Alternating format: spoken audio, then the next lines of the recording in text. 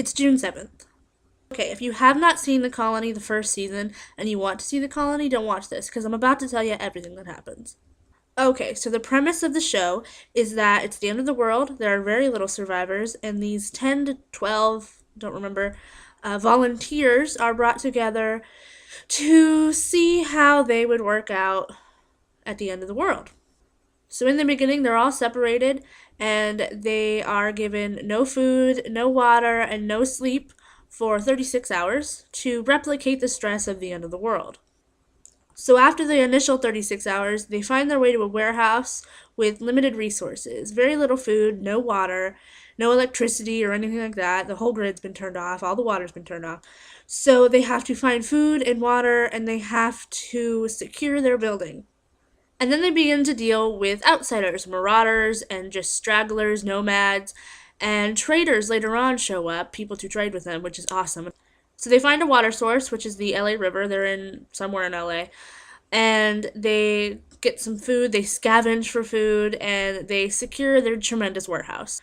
And then they have to figure out how they're going to survive the end of the world. They create creature comforts, they build a shower, they have things like that. And each of the people have a different sort of skill. There's a doctor and there's a mechanic, there's a guy that used to be in jail, there's a marine biologist, there's all different kinds of skill levels. And the scientist guy, to do a little side note here, his name is John Cohn, John, and he's awesome. My favorite character is John.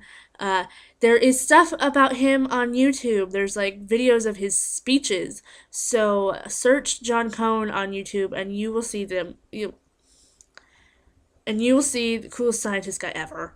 So they make all kinds of projects. They work on communication. They build and invent a whole bunch of crap. So they're in this warehouse for 10 weeks. And in the beginning, they don't act as though it's the end of the world. A little bit, but not much, you know. They're still clearly on a show. But come like the third or fourth day, it's like all of a sudden it really is the end of the world. And there's all these experts throughout the show during commentary saying things like, in a situation like this, after a little bit of time, they really start to internalize the situation and it really feels to them like it's the end of the world. Which is fine, whatever. I'm sure that psychology is true in that matter.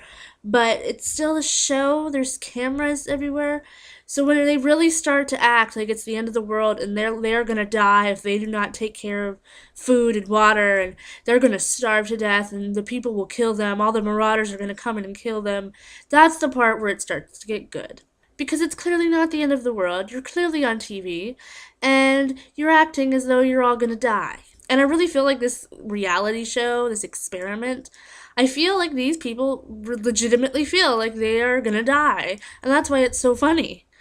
It doesn't seem like they're actors, it seems like they really think it's the end of the world. At some point, they decide it's time they have to leave the city because they do not have the resources to stay in the city. They need to get out to the country where there's more food and more water and more options for life for the rest of their life. And they really seem like they feel like they're going to go somewhere and it's going to be better because the end of the world is real. None of these people ever talk about their actual families. Ever. Never do they talk about brothers or sisters or wives or children or parents or anything. It's like they just assume they're all dead. It's no big deal. So they start to assemble this like truck. It's like a semi truck that they're armoring and they're making it ready for battle and they're gonna drive this out and go to this good place. And at the very end of the show, they get this message from the outside world that there are survivors and there's a safe haven for them to go to and they have coordinates and it's in like San Diego.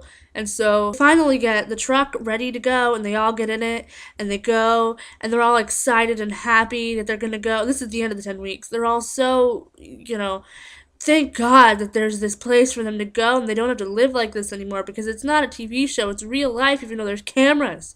Clearly watching them, and they're talking to him the whole time. The reason I like it so much is because there's cameras everywhere, they're talking to him, and they've internalized the end of the world so hardcore that it is really happening, and they're not going to get out of it, even though I'm sure there's some sort of contract they signed, and they're terrified that all these marauders are going to kill him, and they're terrified that they're going to starve to death. Have a good day, I'll see you tomorrow.